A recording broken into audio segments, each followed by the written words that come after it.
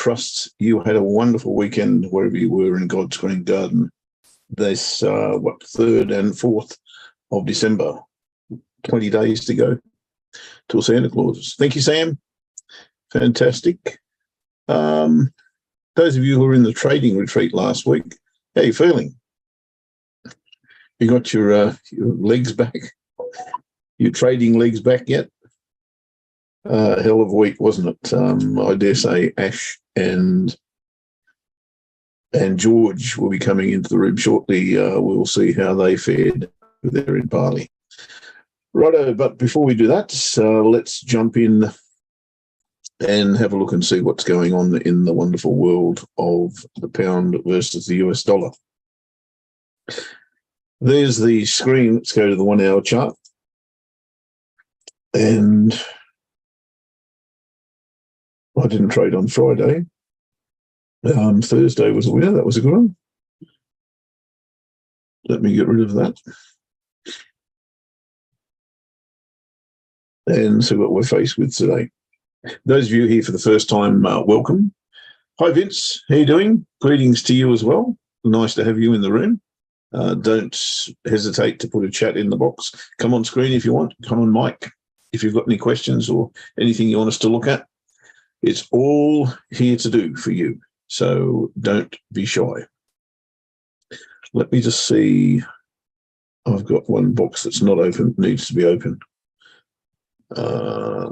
There it is. Okay. I'll just let these other people in. And we're underway. So those of you who are here for the first time, and I believe that would be the case because we've had an IFP event the last few weeks, I think it was, just before Bali. And welcome to you guys. This is all about you. Feel free to ask any questions you like at any time. Feel free to come into the room and go on camera, go on mic, and share your thoughts. This is all about being our trading buddies. And we're all trading buddies, and we all like to share what we're thinking and what we're seeing. First up, though, we attempt to get the pound as it breaks out of the Asia session into the London session, and here's the way we go about doing that. Now, those of you who are new, please be aware that this is very much a trial and not a recognised or proven system. So please don't put any meaningful money on this if you are going to trade it. Disclaimer over. Right, what have we got? We isolate the range of Asia session. So the first candle of Tokyo is that one there. And from that point, we isolate the high and the low of the range. So the high is pretty clear. So we'll mark that with that line there. The low is probably going to change because the low of the session so far would have been there, but it's now created a new low. Prices now created a new low. So we want to wait until that candle closes before we do anything. If we assume that the low will be there, then what we need to do is find the midway point between the high and the low. At the moment, I'll work that out, but it's likely to change given the current candle is moving. 1.2285 is the low, I think, 1.2285, yes. And the high is 1.2345. So that's 60 pips. What we need to do is find the midpoint. So we go 30 pips from the low, which will be 2315.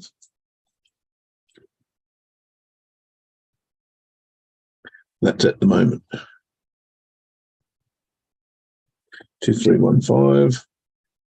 And it looks like we might get a close above that. So that's good. That will be the low if that is the case.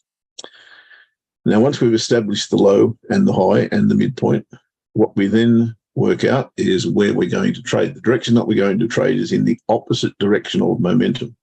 So that will be, in this case, long. So we've got our entry. It's at the midpoint. We've got a stop loss. It's at the low point. And our break-even point is 1.2345. So let's put that in the market.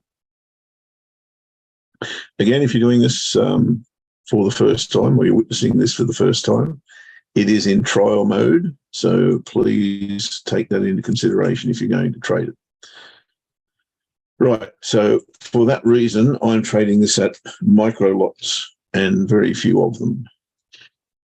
And we've got the levels. The entry level is here, the midpoint, 1.2315. The stop loss is the low point, 1.2285. And our take profit pips we can work out because it's 2.5 times our risk. Our risk in this case being 70 pips. Is that right? That shouldn't be right. No, that's not right. That was 60, so 30 from there. The risk is 30 pips, guys. Where am I getting 70 from? Going the wrong way, that's why. So the risk is 30. 2.5 times 30 is 75. So that will be our take profit level. TP1, we will put in as the high of the range, which is 1.2345.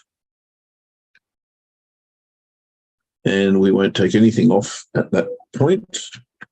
We will simply move our stops to entry. And TP2 doesn't exist. Righto, so it's a buy. And we are good to go. Righto, so don't need to do anything now because the trade manager is in control. Will be entered if price hits there. Our stop loss will move to entry if price hits there, assuming it doesn't hit there first. And we will be out of the trade with a loss if price goes to here after hitting our entry. That's it, pretty clear. Any questions around that? Always happy to answer them. All right, I will be joined by Ash and I think George. George is still in Bali, I think, but I'm not sure if he's joining us or not, but certainly Ash will be shortly. He's just getting the late mail and checking on what all the movement is in the FTSE. Right, now, normally at this time of day, or this time of the week, I would go through what my week looks like in terms of directional bias. Nothing will change. That's exactly what we'll do here right now. Now, I gauge that by, in the first instance, what happened on the weekly charts last week. Now, I'm looking for what I call game changer bars. Game changer bar being a candle or bar whose high is higher than the previous week or whose low is lower than the previous week, and it closed on or near its extreme. So in the case of Euro Kiwi, which is the first of our game changer bars, we have a candle whose high is higher than the previous week's high, and closed on or near its low. That's a game changer bar or a key reversal bar, it's also known as. Now, like all things in trading and charting, nothing is isolated and tradable from an isolated position. We need to put it into context. And the context that I'm always looking for with game changer bars is what is what I call the big boss. The big boss being the overall ruler of the chart, if you like. So what is the main feature of the chart? If it's the top of a range, it could be the bottom of a range, it could be a massive reversal bar, but generally it's what's ruling the whole shebang. And what's ruling this whole shebang at the moment, to my mind, is debatable. You've got this big reversal up here. You've got a range sitting here, and to my mind, we're at the bottom of that range. So I'd be thinking long here. I wouldn't be thinking short at the moment, except after a retracement. If I got a retracement on this, if we go back to the weekly chart, you can see how it's fallen and fallen rapidly. And we were looking at this last week and the week before, I think, as well, because we had this expanding or broadening price pattern, which was, pardon me, pretty clear. And we were looking to bounce off the top of that and come down to the bottom. Well, it's coming down to the bottom by seemingly coming down to the bottom, but it hasn't given me a retracement at all. I think this week we may be in for that retracement if it came to that white line, which coincidentally, the different white line now, we've got a weekly pivot, we've got a monthly pivot sitting here, and we've got a horizontal level pretty much right through there. So a pullback to this vicinity makes sense to me on Euro Kiwi, and it's at that point I'll be looking to pick up the short again. So if the game changer bar is telling him to go short now, I would have to dismiss that because I need that pullback. So I can't just jump in here. It's gone too far. It needs to come back. Pound Aussie is the second of three of the game changer bars this week. And this one suggesting that we go long. And again, that's fine. I've got a very, very similar broadening or expanding price pattern here. You could probably draw that from anywhere. We'll try from there somewhere. Try that one. Doesn't matter. It's the same shape. And it's telling me to go long here into resistance, both horizontally and that expanding or broadening price pattern. So that would again be a no from me. I wouldn't want to trade this long here at resistance. I'd much rather see a pullback somewhere, and indeed a reversal, because I'm thinking we're going this way, not that way. Until this breaks, I wouldn't be a buyer. There's no way in the world I'd be a buyer. Pound Kiwi. Kiwi's been on fire, and the pound suffered at that currency last week with this game changer bar.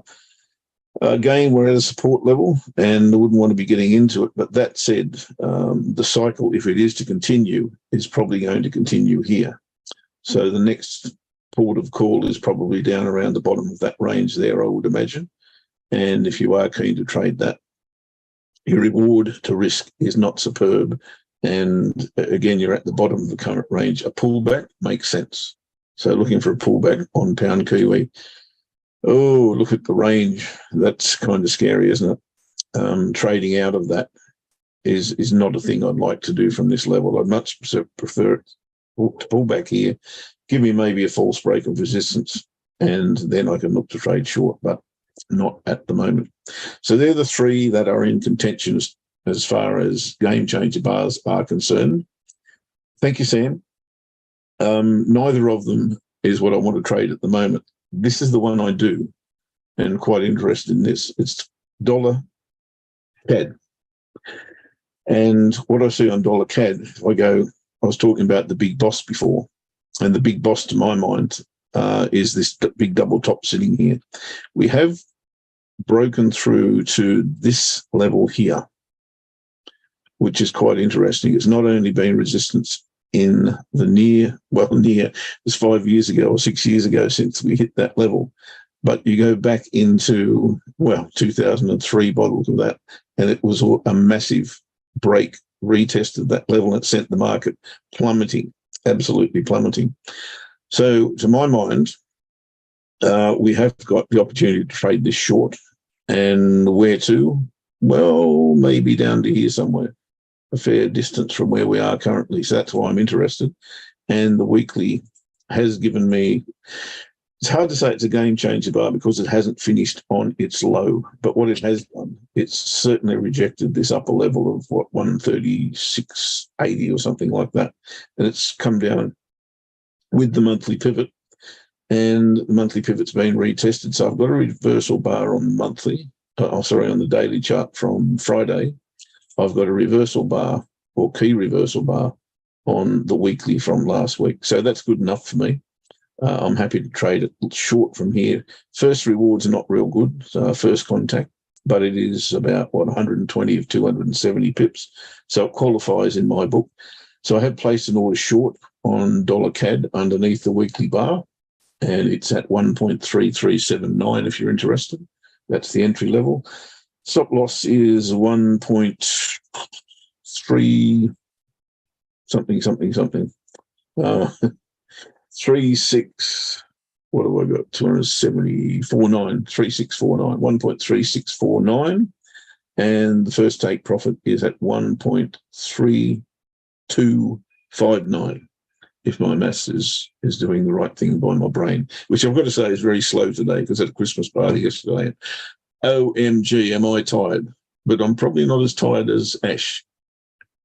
I can see his eyes; they're like piss holes in the snow. Have you had any sleep? Have you had any sleep, mate?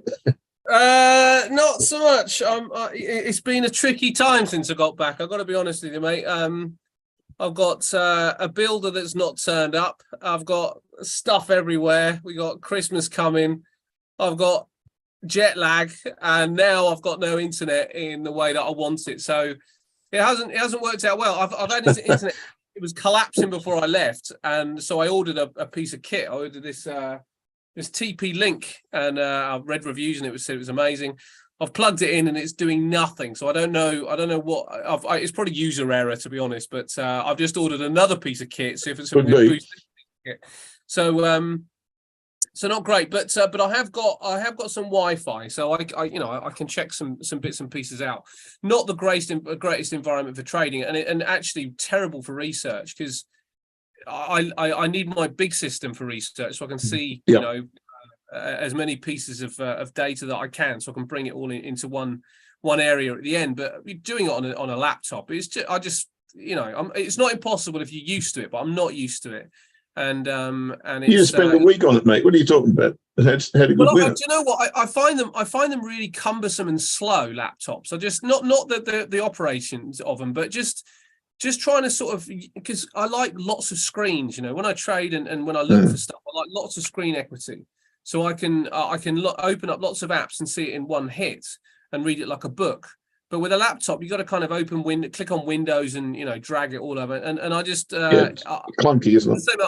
I'm not used to it. I'm sure there are people out there that will be thinking, what are you complaining about? But I'd have to retrain myself, and for that reason, it's actually making trading just. I opened the charts this morning. I thought, well, I quite fancy the long on the FTSE, and it's coming down to a level that I quite like, but will I trade it today? And the answer is I probably won't, because as much as anything else, I just don't feel very comfortable today.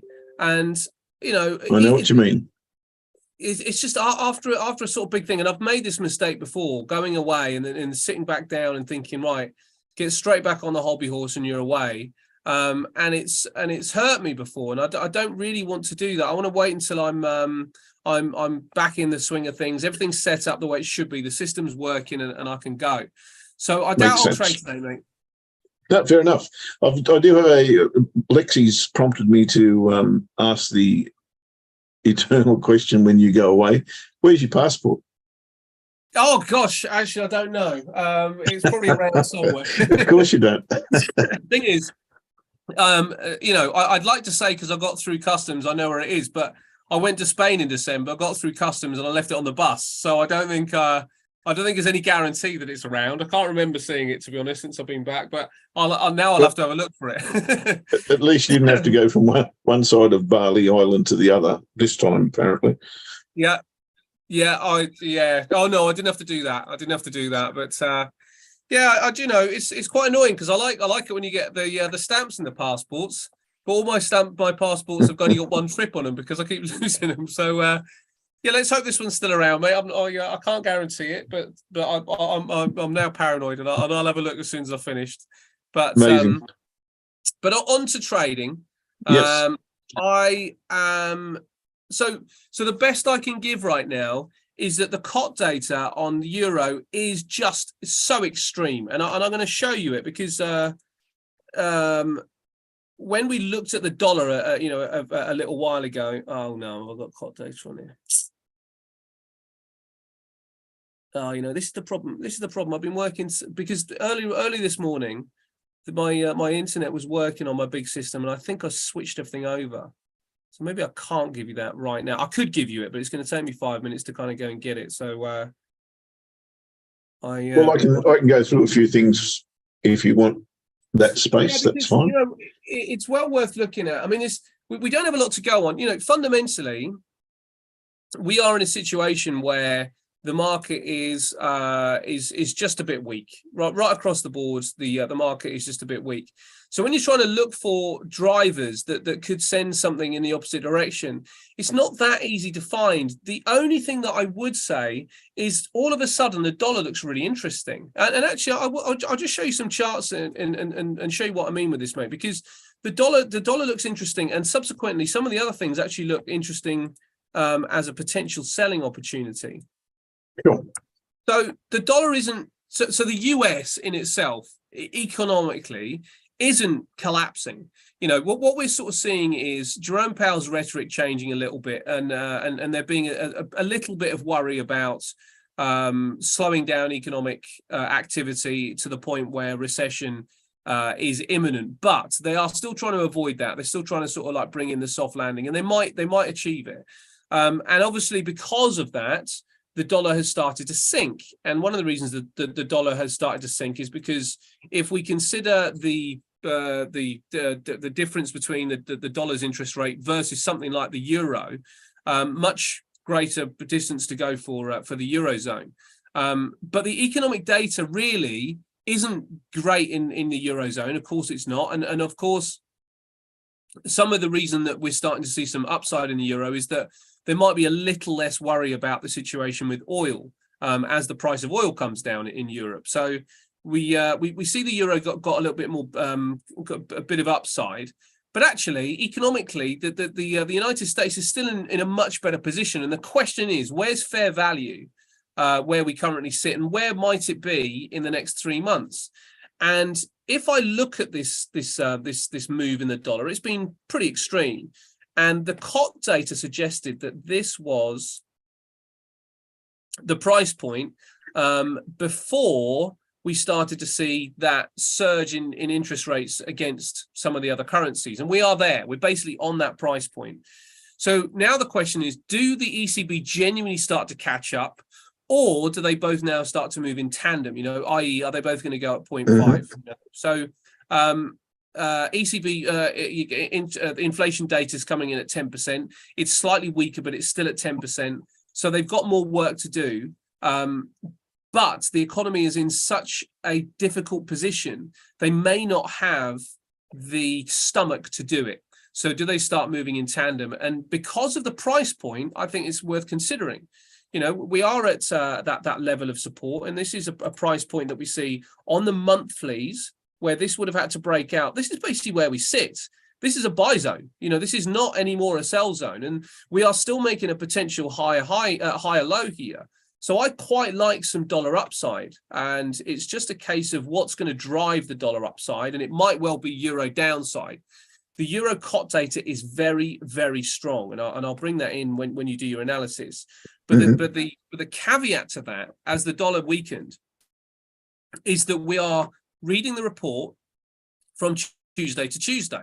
So we've had Wednesday, Thursday, and Friday when the market, you know, did move and the euro did start to boost up. But what we don't really have is what the sentiment is going into this current and coming week. And what I'd quite like to see is next week's report, which is going to take obviously the next 4 days to really to pass before we see it, because I'd like to see whether there might be just a little bit of profit taking now with the euro. Now we've seen that boost to the upside, and maybe there's some buying coming back in with the dollar, and subsequently do we see some selling coming back in with gold? And gold's another one. You know, gold is another one that if we look at support and resistance, I'm not sure whether it's going to be at this level. No, it's not quite there yet. But if we come down to the weekly, what we do see is a potential for a neckline. And is there a possibility that this neckline brings us back down to these lows here, where we see this potential for a left shoulder? And I say potential because until that right shoulder's formed, we don't know whether we've got a left shoulder. But if that comes in, that would bring us down to around about this point here. Maybe this low would be the area that gold would start becoming of some kind of interest. Buying it here would be out of the question, because we're back in the sell zone. And the question is, you know, firstly, how deep does it go? And secondly, does it actually, are we actually just hitting a point with resistance and we're going to continue the big move down, which I know that you've got maybe some belief that could happen. But it does kind of suggest either way. Dollar could be a buying opportunity. Gold could be a selling opportunity. And I suppose then when you come back to something like the euro, after kind of boosting its way up so highly, it's probably a really badly phrased term, but let's have a look at the euro as well, if I can find it. Let's see now, everything. It should be up top. Here we go. Here's the euro. Now, I don't see really clearly. Let's have a look. Let's just put a line in and see let's see what that suggests. Yeah, it does suggest that we could well be at a potential level here of resistance. Could be a little bit further, maybe there. Could be a little bit further, but if you look across, it's a pretty good level, mate. Look, I mean, it's definitely there. So this Very again, close. it's pretty close, isn't it? And when you look over here, these lines are actually a little bit lower. So it's possible that the line isn't even where, that looks pretty good there, and that does bring us exactly where we are. Mm-hmm. So we are in sell zones with all this stuff, and then the question is, do we have a driver to suggest that the euro is going to collapse a little bit, that the gold is going to come down, and the dollar is going to come down? Well, my kind of argument for it would be that I think the move in the dollar has been relatively knee-jerk because we haven't seen anything that would suggest that the dollar should collapse or reverse. All we've really seen is that and heard is that Jerome Powell is quite keen on slowing interest rates, but he said that last week, and the dollar's been coming down for a few. So when do we get to kind of fair value? Because what people were pricing in when the dollar was at those highs was a 0.5% interest rate hike. When it was up here, the idea was that, okay, we're not going to go 75 again. Do we go to 0.5? And where is fair value? And because of all the points on the chart, it suggests that fair value is somewhere around about here, or maybe even a little bit higher. Maybe the monthly pivot or something like that. So I'm not convinced that we are in a decent area to say, okay, things have changed. Let's go short dollar, buy the NASDAQ, buy the FTSE, buy the S&P. My leaning is towards, even though I was looking for a short-term buy in the FTSE, but my leaning is towards long dollar, short gold, short euro, short NASDAQ. And then it's just a case of timing. When do we actually sort of see that transpire? So I'm waiting. I probably won't do it today, and I'm quite comfortable that there won't be a great deal of movement today anyway. So I will just gather some information, and I'll be able to tell you more on Thursday, which I know is very late in the day. Well, as long as it hasn't happened before, then it doesn't matter, really, does it? But No. Yeah, look, you're pretty much on the same page as me, and I would have traded gold already this week if I had a reversal bar, but I don't. So I have to wait on that one. I agree with you. It is at a resistance level, and my thoughts on it anyway. While with that big double top sitting there staring me in the face, any reversal bar I get on a weekly chart or a daily chart, I'm going to trade it short. But it's not there now. So we'll wait. We'll be patient. George is, I think, still in Bali, but he's in the room. So let's say good day. Well done. How you doing, George? I'm well, gents. I'm very well. I'm still in Bali, and lucky you. Yeah, had a nice rest after the big work week, mate. Yeah, the weekend was beautiful. Did a lot of sleeping on Saturday, and went out to Semia Beach, just lay in the sun yesterday. So it's really been great. It's been fantastic. Awesome. Nice to have Mapul there as well, of course. Yeah. And you traveled well, Ash? What's that, mate? Did you travel well? Yeah, the way back wasn't too bad, actually. Loads of my mates have been going on about House of the Dragon, the Game of Thrones prequel. And I haven't got Now TV, and I can't justify it for one show. And I was bored. I'm always bored on airplanes, but they have 5 episodes of that, which is about near 5.5 hours of viewing. So it actually kind of covered quite a lot of my journey. So it was all right, mate. But it was long, and I'm kind of feeling a bit run down. But now things are back. I landed with just so much positivity. I mean, what a week. it was just for, seeing everybody was amazing and catching up and barley's or whatever. But the education, I thought this time, and the sharing was just awesome, which you took part in as well, Jeff. I know you were online some. So, I just thought it was a stellar and outstanding event. And I sent a message to Paul because I just think the man is just he's a special guy. I think he really has provided everybody, not just the team, but everybody that was part of the retreat, just something pretty magical. So I've landed positively, mate. It's freezing cold here. Not freezing cold, that's a bit extreme, but it's cold. And to land from a hot country back into a cold country and be thinking, let's get on it, is pretty good. So that just sort of just shows how positive the retreat was for me. I think George just dropped out. I mean, there you go. My network has been working very well, so I don't know what happened there. So I thought you'd had the charts closed, George, and just be enjoying the 3,000 degree temperatures and 500% humidity and tiger beer, all that sort of stuff. I think he is having troubles with his connection. Oh no, here he is. I've actually been, I've been active. Yeah, I was in the market earlier on because, as it turns out, Hang Seng 50 works out pretty well here. It's 9 o'clock, not 3 in the morning as in Johannesburg. So, that makes a difference. Yeah, so the Hang Seng's a good time to trade that. Screen, but I don't have powers, Looking at the FTSE, sorry, mate. Okay. If you sort of check some of the other markets, the FTSE today, and I'm quite pleased with it because I need some sorting out with my system. But the FTSE today looks a bit tricky to trade to me. What do you think? I mean, there's pivots in the way as well. I mean, I didn't show you this actually, Jeff, but if you look at the FTSE here,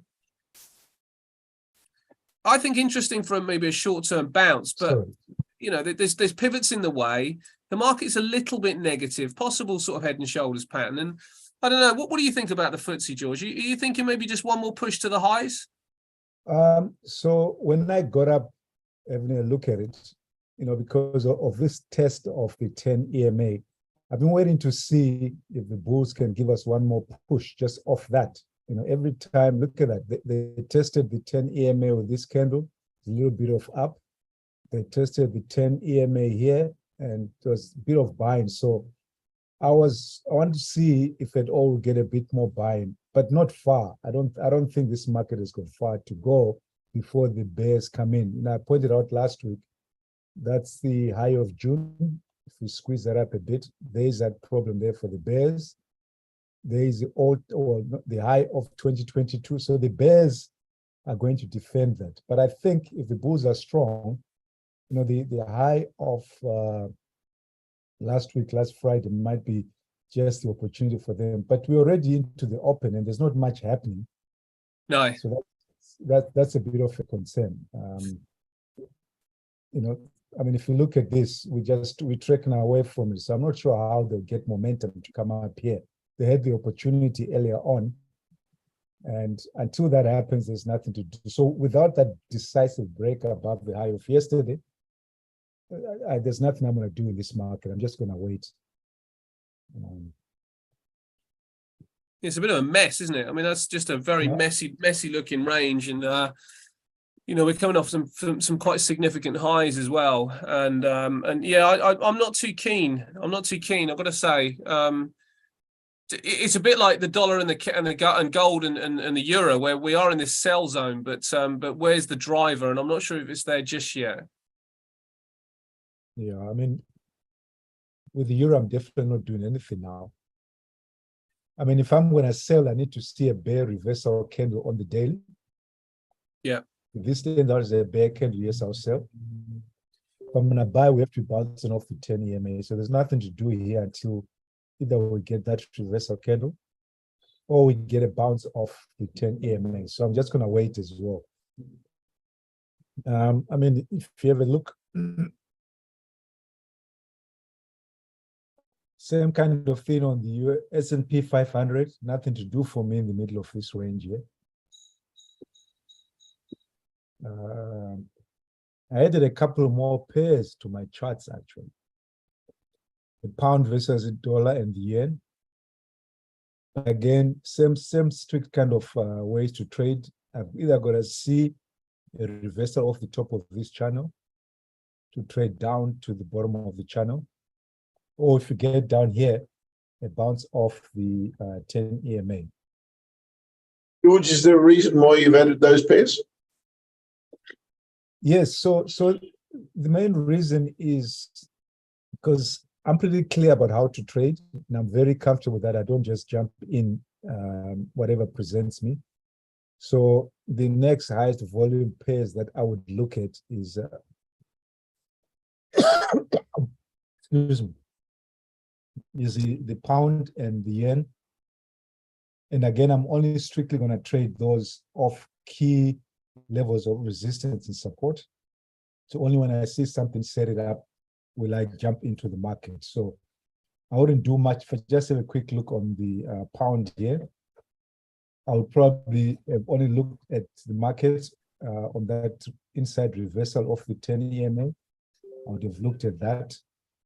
Otherwise, that's what, two opportunities, maybe that, and that's a decent enough bear reversal. So when I see something like this, which on the 5-minute time frame I'll be trading, that's what I want to go on the daily to look at. And the primary reason, see if I can get 2 or 3 more trading opportunities off each market in a month. So that's probably around the six opportunities coming through. That's purely the reason. Cool. That I've added. Yeah. But based on volume, really. It's just based on volume. So I just do a quick search, most liquid pairs, and I mean you can quickly find out between euro, pound, and yen against the dollar. That's like 50% of the volumes, and that's why they're there. Yeah, look, I couldn't agree more. As you know, all I used to do was trade euro dollar, nothing else. That was it for I don't know, for 7 years or something.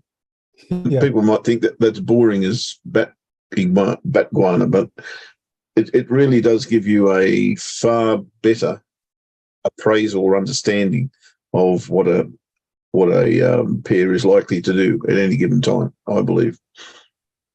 Yes, so I mean, it's you're quite right. It's going to take a while to really get into the rhythm of those markets, but I'm pretty comfortable that nothing will draw me in just to jump in, unless something sets up. Yeah, what we're saying is pretty boring, right, today? Yeah, it is just wait and wait. So Hang Seng was interesting. I saw that. So, I mean, throughout the retreat, we spoke about that. So that's a tight trading range breakout test of the tight trading range, probably as clean as they come. So I was interested to see if we could go long and follow through above that. And we did, but it was messy. It really was messy. So at the open, we had the gap up, bear candle, which is problematic. So I just waited. Because of that assessment on the daily.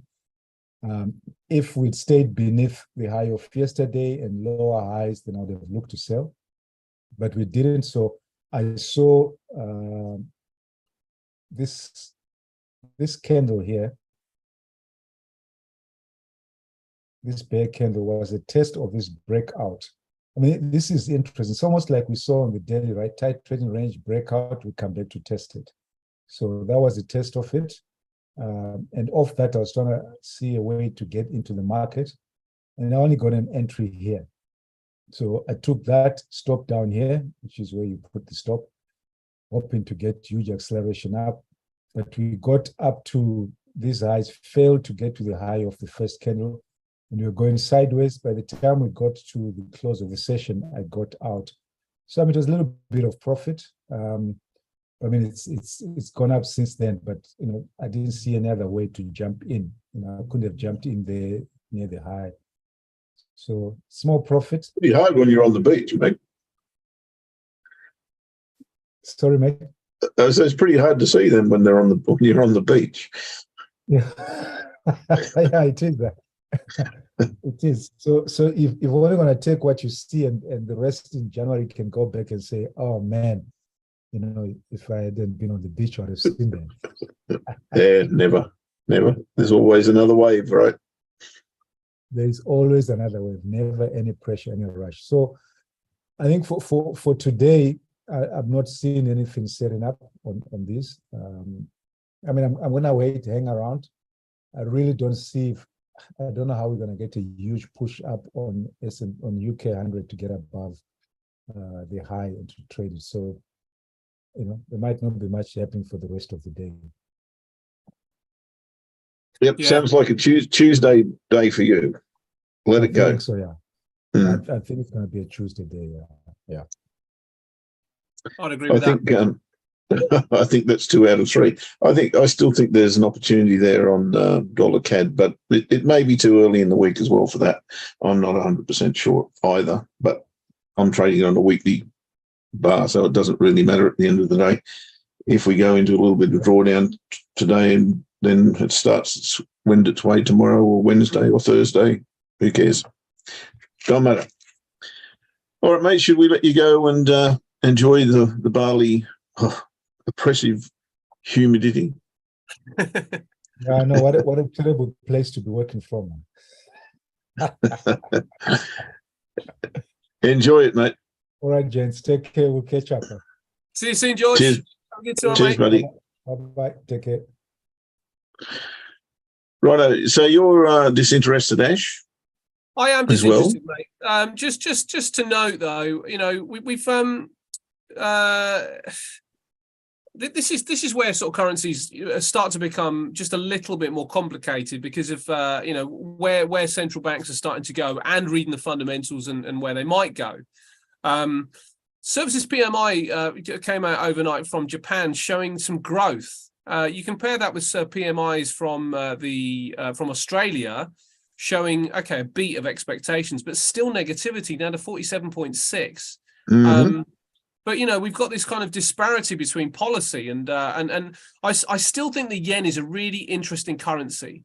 We have seen it's had a sneaky little rally, haven't we?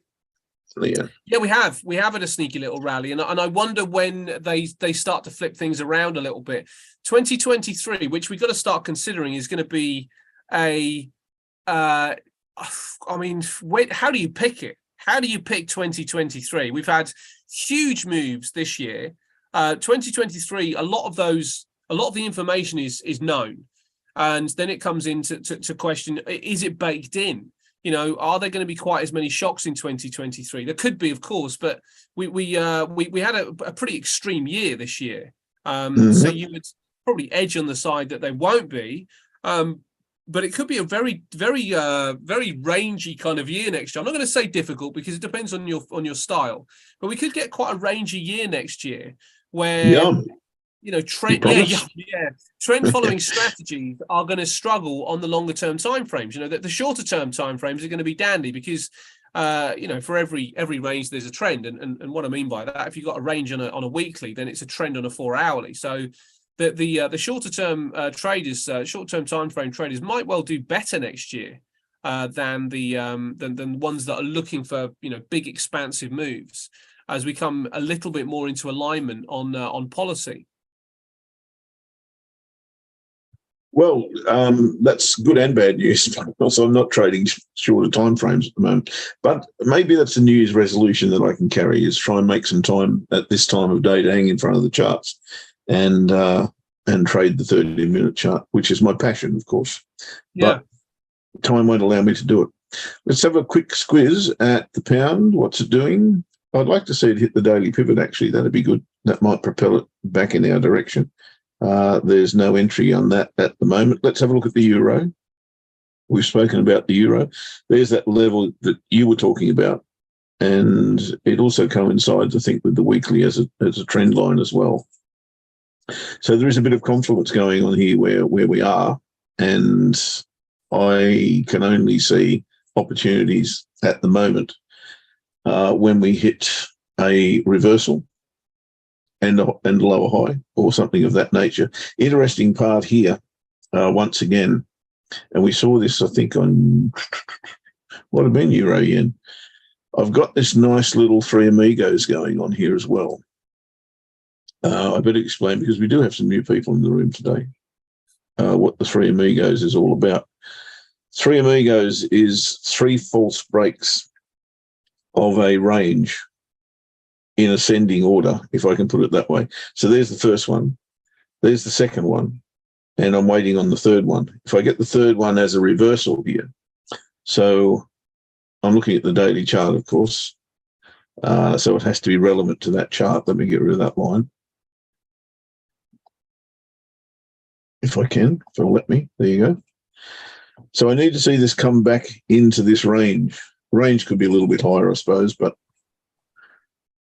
I need to come back into here and then get a bounce off the top, which will, of course, present me with a lower high. The theory behind this is that if it can't break 3 in a row to the high side, then it's going to break it to the low side. Now, let me add to that. It may not break in a long distance or for a long distance, but it will break to the low side, in my humble opinion, and history has proven me correct there many, many times. So I'm looking for that to happen. So if I get a reversal here, double top, head and shoulders, bearish engulfing, any of the recognized reversal patterns on any chart, it doesn't matter what chart it's on,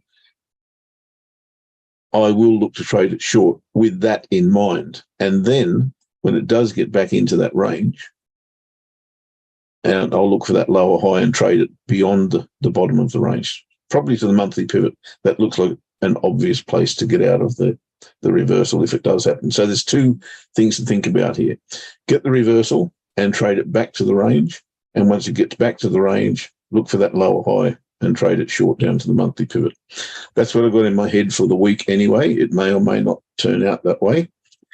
The other one that I had last week, which was and has been on absolute fire, it's just like a skyrocket's taken off on Kiwi CAD. And we've now had 8 weeks in a row. This is the weekly chart. 1, 2, 3, 4, 5, 6, 7, 8 weeks in a row, where this has just not lost any momentum. In fact, it seems to be gaining momentum. The one thing here that's a little bit frustrating is that it's gone through every resistance level that I can see on the chart. Maybe there's one that it hasn't, and I've got to find that somewhere. Maybe if I just lift that up a little bit to there, the form of support under here and here and here is pretty much bang on where the high of this bar is on the monthly chart, which is only, 5 days old, so 3 trading days old.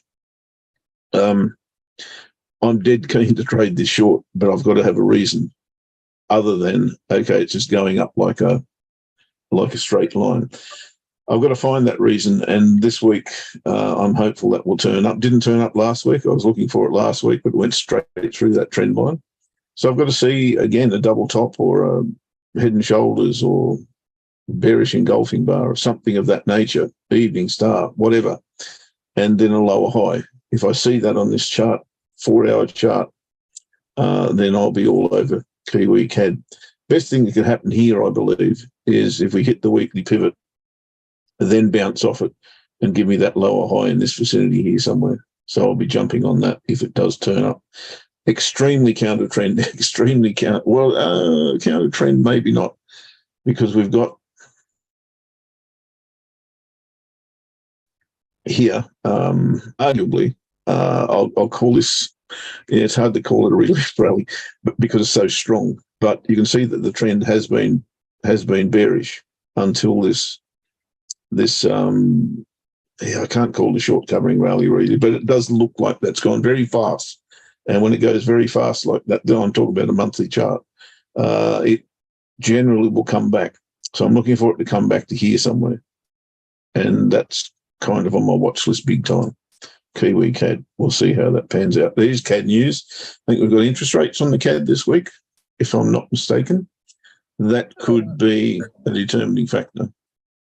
Sorry, mate, you're about to say something. Certainly got interest rates on the Aussie tomorrow, and I'll have a look at the Aussie in a minute. Yeah, we got interest rates from the CAD, and that is on Wednesday, and that is anticipated to go up 50 basis points from 375 to 425. Right, so it's just normal for Yeah. this current phase. Yeah, I mean, Aussie's it's just a general Aussie's the slowdown. same. Yep. There is, of course, now talk that the inflation pace is slowing. Yes.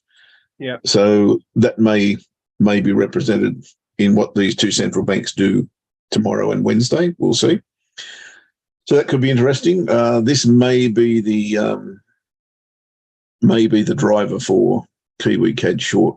I would like to think that I'd be in the market short before that happens, but if I'm not, I'm not. I'll watch what the reaction is.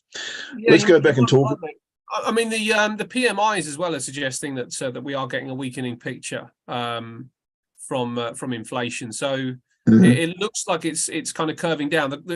Obviously it's a big question of pace, and a big question of can it come down far enough just from the factors that are changing. Is there enough in the factors that are changing to drive us back down closer to 2 to 3%? But coming from such a lofty level, I'm not sure whether that will be the case, but we will see. Yeah, they can't unwind, things like the supply chain instantly. They can't unwind everything in a heartbeat. So it's not going to happen fast. That's pretty much in my head. That's not going to happen. But will it happen? What's that famous slide? Won't happen overnight, but it will happen. Something like that. Yeah, very famous. Yeah, very famous. don't you watch the ads on telly?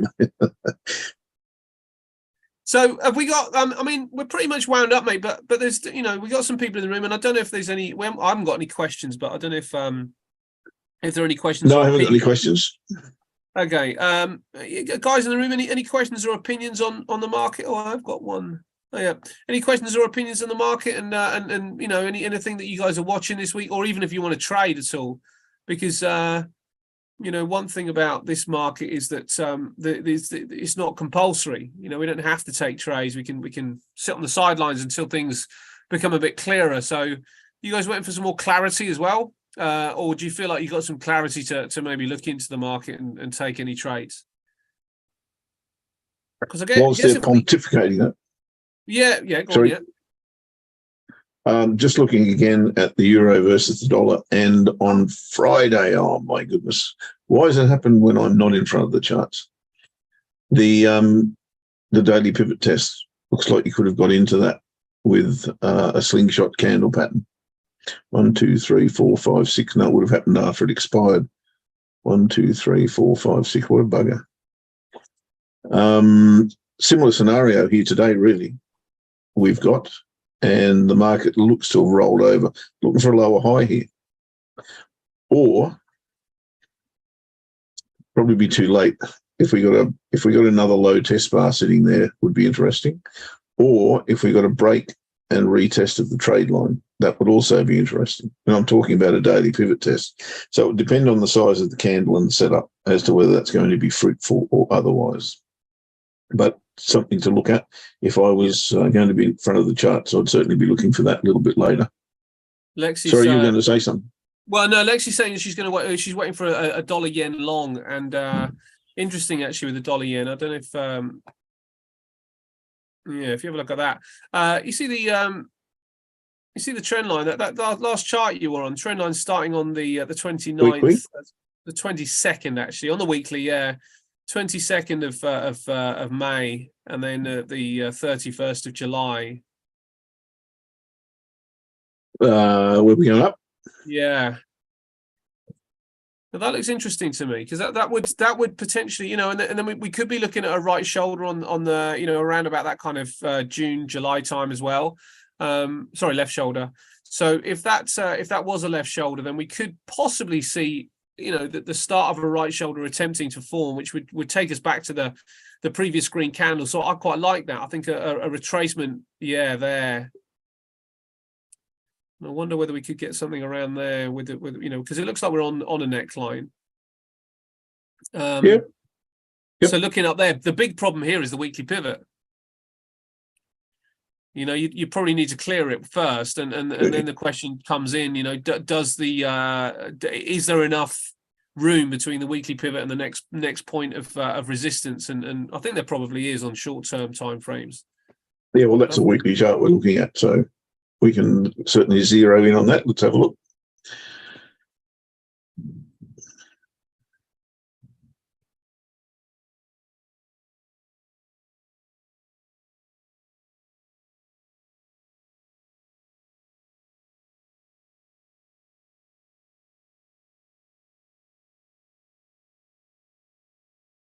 Yeah, I wouldn't find that appealing really at the moment, I've got to say. Trading it long into the pivots doesn't make sense. Trading it short, I don't like that either, I don't think, although there's a bit of a helping hand there for your long bias. Yeah, I like that. So yeah, maybe a higher low, maybe. But as you say, weekly pivot's an issue. Weekly pivot's an issue, yeah. It's a bit jammed in there, isn't it? Yeah, and also the problem with Japan, you know, Japan is just a big question mark economically, because they're doing okay, and inflation is starting to pick up, and they haven't yet moved. So I quite like the dollar for a long, and I quite like this as well. I think it could probably push up, but I wonder whether the yen is the best one to trade against at the minute.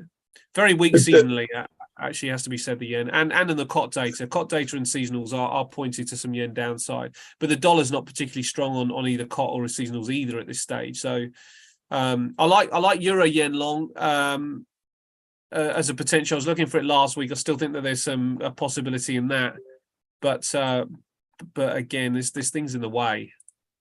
Let's have a look.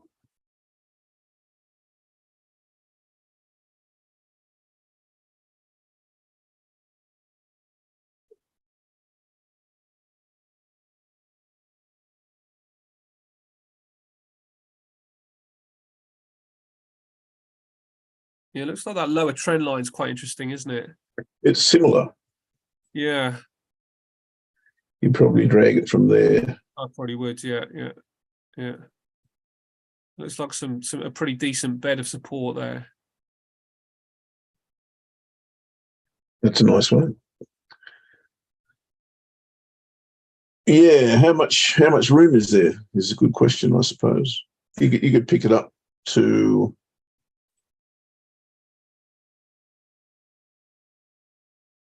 That looks like a bit of an area. It does. It's there. It's in that area, isn't it? There's a little bit of price action slightly lower than that as well, which could hold it up. Yeah, there. Okay, that makes sense. But that would be my pick. That would be my pick of the week. But I think it could be tricky. You know, I mean, it's just making sure that there's nothing really in its way. I don't see a whole bunch. We've got services PMI already out from Japan, which came in at 50.3, pretty good. Average earnings as well. We've got some consumer data. But aside from that, there's not a lot in the way for that. I mean, we got a little bit when it comes down to Europe. We got GDP data and the like. But no, it's a bit of GDP from Japan as well.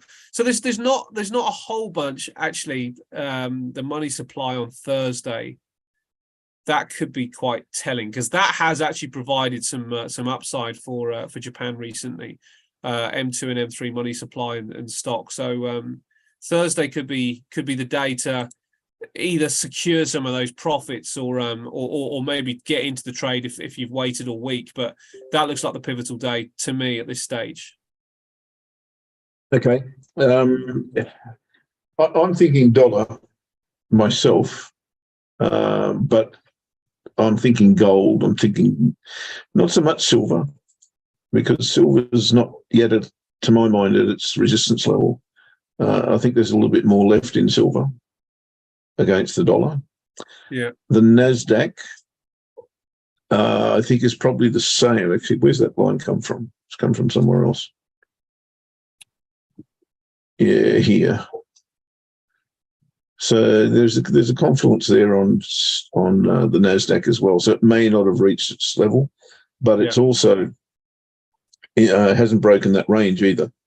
So that's probably worth a look for downside to the monthly pivot. But gold is still the best one for me. And I really do see, I'm seeing more on gold now than I did before. And I think there is a chance that that big double top may not reach its potential, or may not fulfill its potential, which I thought was around about the 1200 mark. And the reason I say that is because this looks a whole lot like sentiment cycle material to me. And if that's the case, then we're at the wall of worry. And I think we're going to come down to the monthly pivot. And then we might take off. Yeah. So that's where I'm at with gold. Yeah, I'll be the same as you, mate. Yeah. So this reversal bar that's forming today could be interesting. It's going to be tough because you've got to trade straight into that level and the weekly pivot. But like I said, any reversal bar, key reversal bar, which I call game changer bars on gold at the moment, will see me short. I think silver and the Nasdaq have got a little bit left in them. As far as the S&P is concerned, I think it is at resistance. So that may be one that could go short as well. No reversal bar there on the weekly. No reversal bar yet on the daily either. I'd love to see a false break of this area back underneath the weekly, retest it, and then go short. I think all of these are, and you spoke about them earlier, I think everything against the dollar at the moment is a potential short. And I'll be waiting for those to occur sometime during the week. So I haven't got a lot more. The pound's coming back above our range, or back into our range, and hopefully that can take us through to a new high, in which case we'll make some money on that trade today. Am I confident about that in terms of where we are? I'd have to say no, I'm not, but we're not trading that on anything other than a setup. We're not adding bias into that at the moment or anything like that. So we'll just let that run and see how it goes. And the euro, you know about, looking for a setup to trade that short. If that comes as a lower high here, it would be interesting, but I'd much rather trade a slingshot setup on this time of day than a lower high. But we'll see. If it sets up, it sets up. Good stuff. So that's me. That's me, buddy. Yeah, that's you. That's me. That's everyone. I think we're singing the same song, really. It's waiting for the opportunity to trade a bit of dollar strength coming into the week. Yeah, for sure, and getting things back set up, and so it's all comfortable again for me. So yeah, let's see where we end up on Thursday, mate. But right now, I think we've pretty much covered everything. Everybody that's in Bali, continue to enjoy your stay. I don't think there's going to be too many explosive moves this week, but it is an interesting week in some respects. So I think as we kind of go through the week, maybe Wednesday and Thursday with some of those interest rate announcements, not the announcement itself, but the press conference after could be of interest. So watch out for those and see if we can make some choices later after those. But otherwise, Euro Yen is my call, and we know where we are for everything else, and we will see you Thursday. You bet. Look, I haven't really got a chart of the week. I think gold, if it does set up, will be the chart of the week, but it hasn't yet. I suppose I'll have to defer then to the one I'm trading, which is dollar CAD short, trading the weekly bar. See how we go. Have a great week ahead, guys, and thank you for being our trading buddies. We'll see you later. Bye-bye for now. Bye.